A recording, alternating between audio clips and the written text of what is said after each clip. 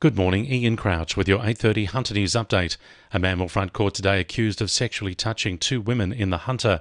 Lake Macquarie Police launched an investigation last month after receiving reports of two women in their 40s being touched without consent in separate incidents at Wallsend and Fennell Bay. Inquiries led police to an address on Mitchell Street at North Rothbury yesterday, where they arrested a 45-year-old man.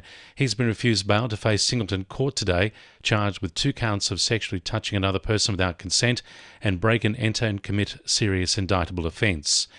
The owner of the Eraring Power Station has joined dozens of organisations in rejecting the federal opposition's push for nuclear power.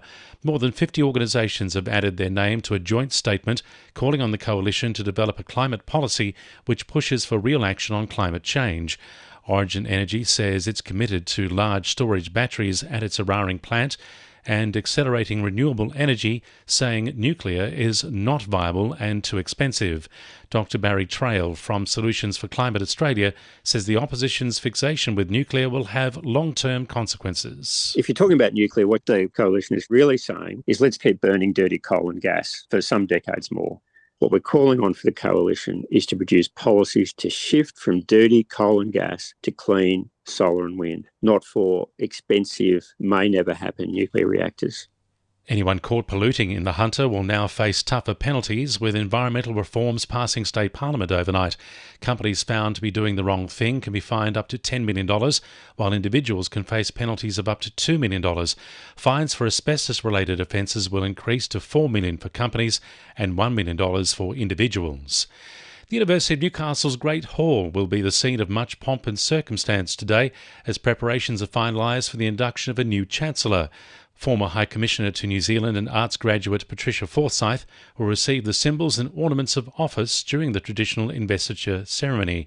She says the university has come a long way since she was a student here in the 1970s to be among the top-ranked tertiary institutions in the world. I was at the university when we had about 3,000 students, when we were a university that was been granted autonomy only about 5 years before. So I was there in its earliest days, and to imagine now that we're a university in the top 175 is something that I would not have even thought possible. Newcastle is preparing to host the Australian Yachting Championships in April, with entries from across Australia, including contenders from Middle Harbour Yacht Club and Royal Prince Alfred Yacht Club. Yacht Club CEO Paul O'Rourke says it'll feature a range of vessels. The IRC will be very, very close. The cruising, the PHS, which is performance handicapping for the more cruising boats going out of the harbour and watching the coast. They're competitive, but the boats are all quite different sizes, so that's why they're on a performance handicap as opposed to the IRC, which is a measured handicap. Hunter sporting organisations could have the opportunity to help remove some of the barriers impacting women and girls' participation in sport. The federal government's Play Our Way program offers $200 million in funding to help organisations provide safe and inclusive facilities and initiatives for women and girls.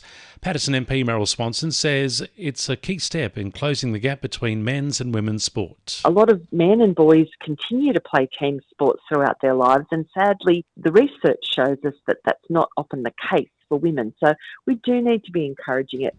Applications for the program close on the 29th of April. 2NURFM Sport. With the Newcastle Jets' future facing further uncertainty, forward Lauren Allen hopes the Jets' women's team can prove a point by securing a finals berth. The Jets side will look to reach the finals of the women's competition for just the third time as they continue to fight for a top 6 position with 2 rounds remaining. They'll host the 5th-placed Melbourne Victory at No. 2 Sports Ground tomorrow afternoon. Morgan Sibilic will surf in next week's Bells Beach Pro after gaining an injury replacement wildcard, which was initially going to Merewether clubmate Jackson Baker. The former world number 5 is looking to fight his way back on tour after missing the mid-season cut in 2022 and will try to better his performance from last year at Bells as he bowed out in the round of 32. And the Hunter Hurricanes are setting up camp for an Australian Water Polo League double-header at Lambton Pool as both men's and women's sides host Victoria and Queensland over an action-packed 4 days. And the winning numbers in Powerball are 3, 7, 10, 12, 13, 24 and 25, and the Powerball is 11. And now you're up to date with the latest 2NURFM Hunter News.